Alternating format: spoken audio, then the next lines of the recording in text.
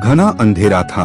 पहाड़ों के बीच घिरा एक प्राचीन मंदिर जिसकी दीवारों पर काई जम चुकी थी। लोग कहते थे यह मंदिर वीरान है क्योंकि जब रात के 12 बजते हैं तो इसकी टूटी हुई घंटी अपने आप बस उठती है।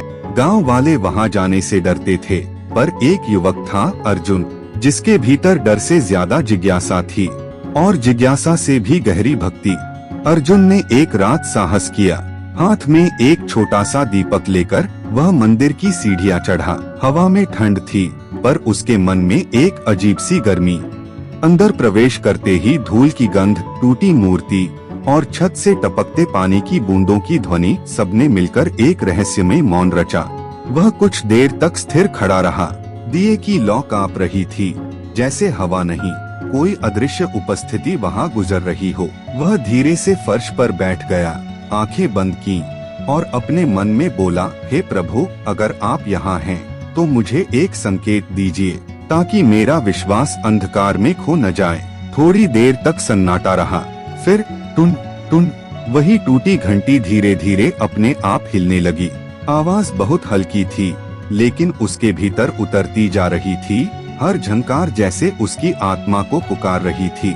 अर्जुन की आंखें खुली। उसने देखा मंदिर के द्वार के पास एक वृद्ध साधक खड़े हैं। चेहरा शांत, आंखों में जैसे सदियों का ज्ञान। वह बोले, डर मत पुत्र, तू यहाँ सत्य खोजने आया है और सत्य कभी मौन नहीं रहता। अर्जुन ने कांपते स्वर में पूछा, ये घंटी अपने आप कैसे बजती है?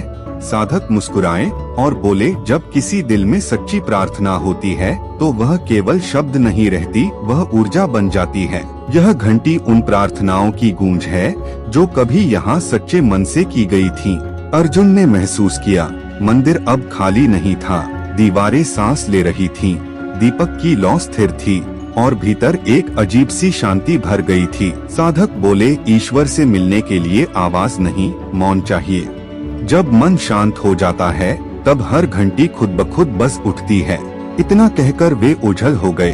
अर्जुन हतप्रभ खड़ा रह गया। उसने चारों ओर देखा, हवा स्थिर थी, दीपक शांत, और फिर घंटी की एक अंतिम झंकार गूंजी, धीमी, गहरी और दिव्य। वह झुका, आंखों से आंसू बहे और पहली बार उसे समझ आया कि ईश्वर शब्दों में नहीं, अनुभव में मिलते हैं। उस रात के बाद वह हर दिन मंदिर आता और रोज भगवान को हाथ जोड़कर प्रणाम करता है।